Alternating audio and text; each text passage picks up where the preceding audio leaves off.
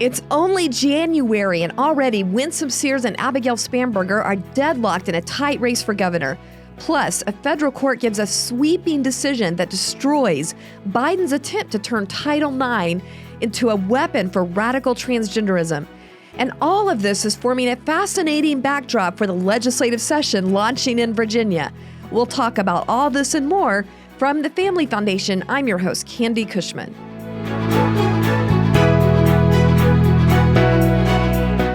Hello, everyone. Welcome to Speak Up Virginia. Glad to have you back with us. Well, you know, Todd, you just never know what a day is going to bring, do you? No, this has been the most unusual start to the General Assembly that I've had since 2021 when we were Zoom, all virtual. Yeah, snowstorms, water crisis. Yeah, we can't get into the building. No legislators, no staff. It's just a weird start. Yeah. But the delay's given us time to look at bills and kind of get prepared, at least get organized, things like that. So, yeah, of course, there's a benefit to it. That's what was happening at the beginning. Yeah. Now when people are listening to this, we'll finally, hopefully, be fully launched into session. Yeah. But this water thing hit your family, right? Yeah. So we live in Hanover County, and all of a sudden, our water stopped coming out of the faucet, and then we started hearing reports. And we didn't have any functioning toilets for a few days. Wow. And so now we're back to normal. But it was chaotic in our house. Yeah. You said you were going somewhere else to get showers and everything. Yeah, That's crazy. we had to go visit family. Yeah. And I even may have gone a day or two without taking a shower. Glad we don't know about this. That's good. That's right. Okay. So, but we're back to normal, and so it's amazing how much you appreciate clean water and running water and functioning bathrooms. You do think about how much we take for granted, but I think people are starting to ask a lot of questions. I mean, a few hours or day snow delay should not result in this water crisis for almost a week. Yeah. And I think people are asking questions. Why didn't they have the right generators? Why is a battery backup going out? And I have to think, with former Mayor LeVar Stoney running for lieutenant governor, this cannot be good for his campaign, right? No, I don't think this is going to help his claim to being a good administrator and leading a government. The fact that they couldn't get some of these things fixed. Or at least start to, rebuild the infrastructure. And this is just, it's kind of typical of liberal, leadership. We saw this in California with all the fires. Yeah, they dropped the ball and actually refused to make any improvements out there in California. So this is what you get when you allow left-leaning politicians to lead city and state governments. Well, it really has been interesting because we've kind of been experiencing what, compared to California, a micro crisis, with the water. Mm-hmm. But it leads to those questions about administration and infrastructure and how leftists are running government. But then in California, I've been seeing, conservatives pointing out these climate rules that hurt how they prevent fires. Yeah. But then the leftists are still blaming it on the climate. So and they haven't made any improvements to their infrastructure to water collection.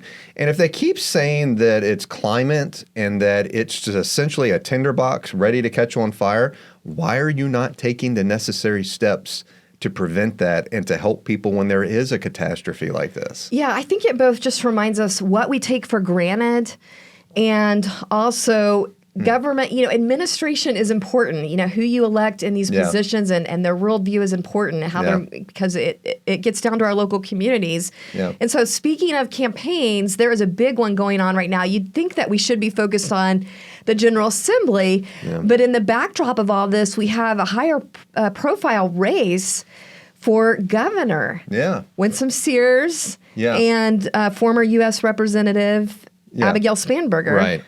Yeah, so that's shaping up to be a very interesting race. It's early. We're seeing some polls that are showing that it's it's kind of neck and neck right now. It's very early.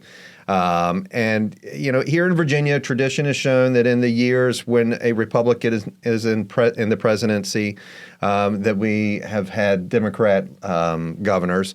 However, Todd, don't curse us with that. No, but this is interesting, though, because Abigail Spanberger's record is very much tied to the Biden administration. She voted overwhelmingly for a lot of the things that he pushed for. Okay. So, it's going to be interesting to see how this plays out because, as we know, Biden has not been a popular president. And so, she's going to have to distance herself from that and a lot of the decisions that came out of that administration. Okay. All right. Well, help us understand how this kind of race in the backdrop, because a lot of people are watching this, how it's going to play into the General Assembly. But, before we do that, I want to put up this stat that our sister organization, Family Foundation Action, recently posted on their X feed.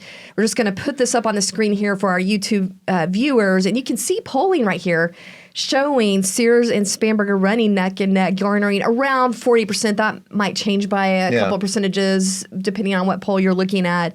And then there's, the other 20% is comprised of undecideds and maybe people that are looking at other candidates. Yeah. So what are your thoughts on that and how it affects General Assembly? Yeah, and again, it's early, but it's at least hopeful. It's promising, and it lets you know that people are starting to kind of think about this very seriously, that who we have in the governor's office is important. And if we put it in the context of our current political system, if we look at it legislatively, the General Assembly is going to have an election as well. And if the House does not change composition and the Senate remains the way it is now, whoever's in the governor's office is going to be very, very important, because as we saw with Governor Youngkin, he had to veto over 200 plus bills, very bad bills that would have negatively impacted families and businesses. So whoever's in that governor's office, I mean, they're going to be the backdrop to whatever comes out of the General Assembly. So it's a major race. Well, that's very sobering when you think about all the bills affecting the abortion, transgender issues, girls' sports, all of that, gambling, marijuana, everything. I mean, right now, Governor Youngkin's been kind of the stopgap for pot shop on every corner and the slot machines and all of that. Yeah. And so if you take that away, that is very sobering. So hopefully people are paying attention. He made some pretty bold vetoes last year, and he made a statement. He's not going to be for this expansion of marijuana in this commercial retail market. Well, Spanberger has already come out and said that she's going to support something like that. So this is a very pivotal race that we're going to be engaged in. And it's early, but there's a lot that can happen. And so we'll just kind of keep working and see where things go from here. All right, we're going to talk about some of the legislation that's we're already looking at. But before we get into that, I just wanted to get into one major news item we've been seeing playing out over the last several days, and that's this big news story coming out of the U.S. District Court.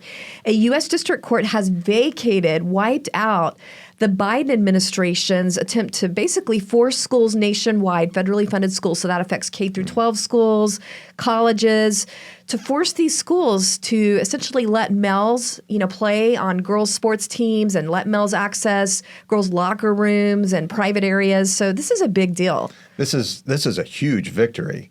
And so the court coming out vacating this, they've now rescinded the rulemaking process. Yeah.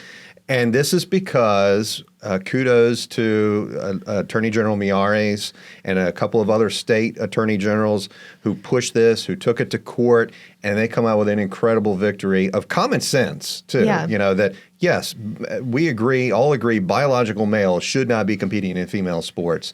They should not be going into private areas where females are and locker rooms and bathrooms. And so this is a great victory.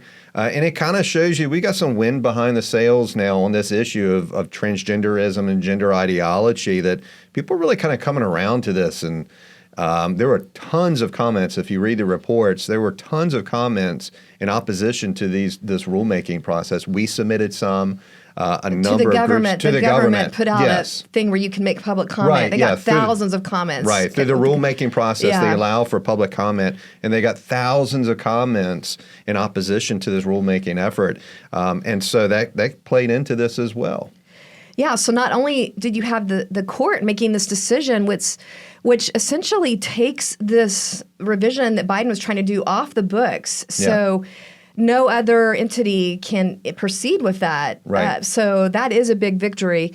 So not only that, but because of all those negative comments and the court things that were unraveling, the Biden administration actually withdrew it. They withdrew it themselves. And this is a huge victory for all of those years and efforts to protect female scholarships, athletics. All of the hard work that went into that was potentially getting eviscerated through these rulemaking process. Were it not for this action, this court case and the work of the Attorney General, we would be seeing major revisions and undermining years of efforts to try and help female sports and scholarships and all of the work we've done in that space. Yeah, and I'll just mention there was a teenage girl that joined that lawsuit with the attorney generals. And so I just want to give a shout out to the parents and the young girls that are speaking up everywhere. That courage is paying off. Yeah. And it just shows you the importance of perseverance, because I think, Todd, for a while now, it's kind of felt pretty dark for parents. Yeah. I mean, you had the FBI labeling them as terrorists. Yeah. You had the Biden administration really trying to do this federal overreach and usurp the local control and even the state laws, because I think there's some like 25 states that have laws trying to protect girls in those areas. Yeah, yeah. And so that was he's trying to just wipe all that out from the top. Right. So this is an encouraging sign that our efforts at perseverance, speaking the truth, can pay off, and that we can turn things around. We just have to not vacate the field. Speaking of vacating, we can't just leave vacuums there. Yeah, right. Yeah, you have to stay engaged, and this is a huge encouragement for people, even at the local level. When you're looking at school boards and going and speaking in favor of in support of parental rights, trying to express your concerns as parents, this should give you some motivation to be able to go into those spaces and speak boldly, because it does make a difference. Well, you and I witnessed firsthand what the parents of Chesterfield County have been going through. Yeah, they are working hard to make sure that good policies are put in place to protect children from this gender ideology that's being pushed on them, to ensure that parents are involved, that there's no counseling that's taking place on gender issues without their knowledge. And it's been a long, arduous process for them, and they've stayed engaged. I mean, they have not stopped, and that's great for them. We didn't really get to talk about this, but before the holidays, Todd and I were both there in support of parents in the county at this marathon school board meeting, like 6 hours. I left at 2 a.m. Yeah. I mean, it was crazy. But what the issue is that they still have this holdover Northam policy that essentially allows boys into the girls' private spaces. And let's just listen to one dad that spoke at this meeting. His name is Michael. This is him sharing where he's coming from with the school board right before the holidays. For 3 years at Robius, my daughter dealt with gender ideology being pushed on her. I offered to contact the school many times. She always begged me not to. She didn't want to make waves. She didn't want the teachers and administrators to dislike her. So when she came to me in September and told me there was a boy in her locker room and she wanted me to act, I knew it was a big deal. I contacted the teacher who tried to play dumb. I talked to the assistant principal who put it all on this board. I was told that the girls were uncomfortable, then they could change elsewhere. The whims of one boy outweighing the wishes of many girls. I watched the November meeting and heard lots of comments about how we need to respect all students, make all students feel comfortable. Does that not include our female students? Do they not deserve to have their privacy, their sports? There's a reason we have sex-segregated bathrooms, locker rooms, and sports. It's not to protect the men. It is to protect the women. This is not about trans rights. This is about women's rights. So I'm asking you to protect our girls and get the men out of their spaces. His concerns make a lot of sense, right? Yeah, well, as a father of young girls, I certainly can appreciate where he's coming from. No father wants their child to be in places where they're their daughter's in a place of undress in front of a biological male, and he has every right to be up there arguing for this. Despite these very real concerns from dads like this, what they were hearing back from the school board members, because I've seen emails and things, and also we've been there listening to this in person, they just keep trying to point to the Biden administration, ironically, and say, no, our hands are tied. We can't do anything. Right. Title IX, they cite what Biden was doing till Title IX. Well, I'm sorry, but that can no longer be your excuse for not addressing these parents' concerns. That's right. That's not going to work anymore. No, that's not going to work. And we're starting to see other case law come out to address other issues related to the bathroom use and locker room use. Now you have Title IX that has been, the attempted changes to Title IX has been vacated. There are no excuses. We have good policies that are before them. It's time for them to go ahead and adopt them. Yeah, we have had over half of a century now of Title IX protecting girls' sports, and this court decision did something, goes a long way to keeping that in place. But what's being done to address those concerns at the Virginia General Assembly, Todd? Yeah, so you'll see a number of pieces of legislation kind of hovering around the gender ideology. I mean, first you're going to see some female sports bills that'll be brought forward that are aimed at protecting female sports, making sure biological males cannot compete on female sports teams, taking away positions and violating their bodily privacy and safety. You'll see legislation also to address sort of this gender ideology as far as do no harm, prohibiting surgeries for minors under the age of 18 from having these life-altering surgeries done on them, and in the name of really experimentation, right? Of course, then you'll see some legislation to also make sure that parents have a right to know what's going on at school with their child when they're engaged in, if they're experimenting with social transitioning, making sure schools inform them that they're not going through counseling without parents being notified. So you'll see a legislation to address those areas. And that one would be Sage's Law. That would be Sage's Law, yes. We are going to keep really standing strong on that. Yeah. And Delegate Nick Freitas is championing this bill. He's carrying the bill, and so it's, I think, for many of our viewing audience has heard about this legislation. We've spoken about it often, and it is a critical need in our code to make sure that parents' rights are protected.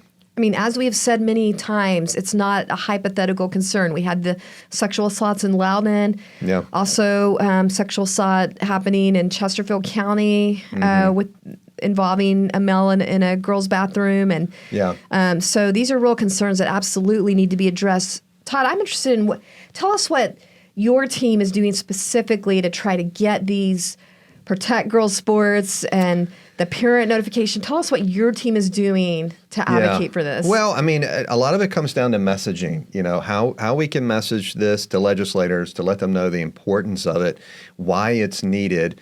Because there's often the response, well, is it really happening? Is it needed? And you just made the point that there are cases where these things are happening, where there's assaults taking place in these private areas and changing areas, where counselors are overstepping parental rights. So there are examples where we need to have legislation to address that. So that's part of the messaging. Also amplifying the voices of the parents and the students as well. So, ensuring that the legislators hear from them during public testimony time and visiting them behind, when they're not in committee and meeting with them. Those are important aspects of our advocacy work during the General Assembly. Yeah, and that's where your voices, the voices of those of you listening right now, really can't come into play. We cannot do this without you. So whether it's emailing, responding to our text alerts, or coming to the Capitol when we have these action days, which we're going to talk about those specifically in a couple of minutes. But it is key. It can't just be Todd and his team. It's got to be backed up by your voices. Yeah. All right, what about abortion? Yeah, that's going to be a big issue. I think just to remind everyone that there is a resolution that has been put forward. The House Privileges and Elections Committee approved it in November, so now it goes straight to the House floor. This resolution would enshrine unlimited abortion into the state constitution, undoing any remaining pro-life provisions that we have in state law, and then putting in place some very problematic language. And so that's going to be coming up for a vote very soon. Okay, it might even have already come up by the time you're watching this. I mean, we're expecting this to be, legislation got delayed because of the snowstorm, but it could come out right away, right at the top. So it might even be dealing with it as you're listening to this. That's right. But, this is going to expand abortion extremism in our state if it keeps going through, because we already had a 103% increase in abortion over the last 6 years, just with the extremism that's already happening, basically, so this is going to keep that going, and I'm very concerned about that. Also about that it will essentially wipe out parental rights. This resolution, to your point. I mean, we already have thousands of abortions taking place. There are a number of abortion clinics all in Virginia, and we've seen an increase from out of state abortions as well. 30% rise. Yes, in out of state. So. It's already happening under our current law, and to your point, parental rights very well would be undermined. It would be eviscerated through this abortion amendment because it refers to an individual. There's no age restriction in this, and so that means that there's no parental oversight of this to protect their children. So just to clarify, the actual wording says individual, which includes minors. Yes, and an individual includes minors. It's not specific to adults. The language could have said that, or it could have put in some type of provision, addressing the age issue, but it doesn't. It's just any individual. So that means that a minor could, go have an abortion without their parents knowing. And if there is something bad that happens, if there's a medical emergency, their parents may not even know about it. Yeah. And that's dangerous. That really is. This isn't about allowing abortion at this point. This is about, that's already happening. Yes. And very much so, 103% increase. This is about getting to the point where you have an abortion destination, abortion industry destination, making Virginia into that, and also about celebrating a culture of death at this point. Yeah, and it creates a really unsafe environment for those women who are seeking abortion. I mean, there are no standards whatsoever to ensure their safety and protection. Of course, not protecting the unborn child as well. We all understand that, but the language in here is just so dangerous. There's just nothing to ensure that they would be in a clean environment. Yeah. And it's already an unregulated industry as it is. And so this goes well beyond sort of the Roe standard that they've always been saying that they want to maintain. This goes well beyond that. Well, I think one resource that will really help people listening as we're talking about this is our webpage, Stop Unlimited Abortion. So if you just go to familyfoundation.org, you'll see a banner right there. I think it's one of the first banners, Stop Unlimited Abortion. And just, again, so that's familyfoundation.org. So that's a really good resource. It explains everything that the abortion amendment would do, the timeline that's at stake with it, why this General Assembly session is important with that process, and what you can do to help stop that. So check that out. You will also see the Virginia March for Life. I think the March for Life is going to be really key this year, more key than ever before, and people showing that they don't want to be a state that is celebrating abortion extremism. So we really need everybody turning out for that. I'm excited about that because we're doing it in April this year. Going to be good weather, April 2nd. But you can register now and start getting your church and your groups involved. Just, again, go to the website, familyfoundation.org, and look for the Virginia March for Life website. Now, another thing is that on this podcast, we are going to be updating you weekly. We have now launched into our weekly schedule. Todd and Grant, they're going to be at the Capitol every day. They've got the minute-to-minute updates. And so we're going to be sharing that with you every week on this podcast. So there's other big battles coming on things like marijuana, pot shop on every corner kind of thing that they've been trying to get through every year, gambling expansion and parental rights. So just want to throw a quick plug in to make sure you bookmark the Speak Up Virginia podcast playlist so that you can check out those updates in the next few weeks. But before we head out, I just want to mention a couple of other ways coming up that they can put on their calendar that they can add their voice. And first one coming up is Kids Deserve More Day. Why is that important to you, Todd? Yeah, well, it's an important day. We're going to be supporting school choice, education and freedom is what we refer to it as. And a lot of parents and students will come out and voice in their support for more freedom over their education more options to be able to exercise, to be able to find a school that best meets the needs of their child. And so we're expecting a good number of people, and so, we look forward to that day. All right. When you say education freedom, why is that important to you, Todd? And to you to advocate for that? Well, I mean, every family, every child is different in their learning needs. And so what works in a public school for one student may not work for another. And so what we should have is a system in which families can choose and have methods for being able to select schools or education environments that benefit their child. Maybe education savings accounts for their child so that they can put them into a private school. Maybe ensuring that the education scholarship tax credit program remains in place and is extended for over 5,000 families. That also includes homeschool families too, making sure that they're well protected under Virginia law. Yeah. It makes for a robust education system in Virginia that's attractive to families and a lot of people, as the data shows, they go to states where there is more education freedom, more options to choose from than just the public school that's in their zip code. I would compare Kids Deserve More Day as far as the symbolic importance of people coming out, similar to March for Life.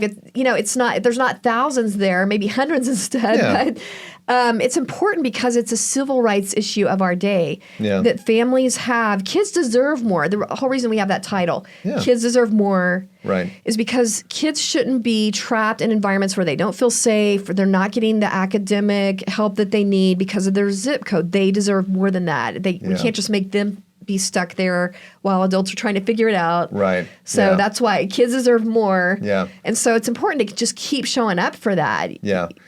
We talked about it earlier. This is one of those issues where we have to stay involved and engaged. And if we start to back off on it, then legislators and policymakers are going to think, well, they're fine with the current status quo. And they're not. Families aren't. And they want to see changes and they want more options. All right, so we didn't say when this is happening, so it's coming up very soon, January 21st. I think that was a Tuesday, right? Yes, Tuesday. Tuesday, January 21st, rally at the state capitol. It starts with a rally at 9 a.m. in the morning, and then we go in and talk to the legislators. Yeah. And so if you know families, students, educators that want to participate in that, be sure to check out the Kids Deserve More banner on our webpage. And again, familyfoundation.org. All right, before we head out here, we got to bring up Mama Bear Day or Parental Rights Day, because we talked about Sage's Law and all of those things. Yeah. So, hey, under Virginia law, parents have a fundamental right to direct the health and the education of their child. And this is a very important day. Parents love to come out, especially mamas. But we got papas that show up as well. And, this papa comes out. I come out and I'm there. And it's a great way to just say, hey, parents are here. We care about our kids. We care about other kids as well. And let's make sure that we have policies in place that affirm their rights to care for the children. Make sure the government is not encroaching on their parenting. Don't parent the parents. Let them parent their own children. And so it's a fun day, and parents come and they get to go share with legislators and share their experiences, and also encourage them to support policies that protect their parental rights. Well, we know we're going to have policies to defeat, because by that, this is happening. So Mama Bear Day, Parental Rights Day is happening February 4th. Mark your calendar now. Yeah. We know by that time there will probably be some bad bills that leftists in the House and Senate are pushing forward that we're going to want to defeat. So we'll need your voice for that. And then finally, Todd, how can people stay plugged in to what you and Grant are doing at the Capitol? Yeah, well, I will say follow us on X. We're going to have on TFF. Yeah. You can follow us there. We're going to be giving you updates in the moment, right after committee meetings. In the middle of committee meetings, we'll be posting there, as well as Facebook. But I would also encourage you to sign up for email alerts, because we send out a lot of action alerts, so where you can actually, it provides links so that you can click on them and communicate directly with your legislator. And we try to provide you as much information to make it as easy as possible. And that they need to hear from you. We'll also provide critical information about how you could call their offices as well. So, and it gives you up-to-date information on, the status of bills and any important events that are happening in the General Assembly that day or that coming week. That's right. And I just want to throw up an image here for our X account, TFF, that's at TFFVA. So follow us now so you can get these live updates during session from Todd and Grant. Yeah. All right. Well, that wraps it up for now. Yeah. We'll see you next time. Thanks for joining us. And remember to share our Speak Up Virginia playlist. And if you're listening on Apple or Spotify or an audio forum like that, give us that 5-star review so we can get the word out to more people. And remember, we are stronger when we speak together. See you then.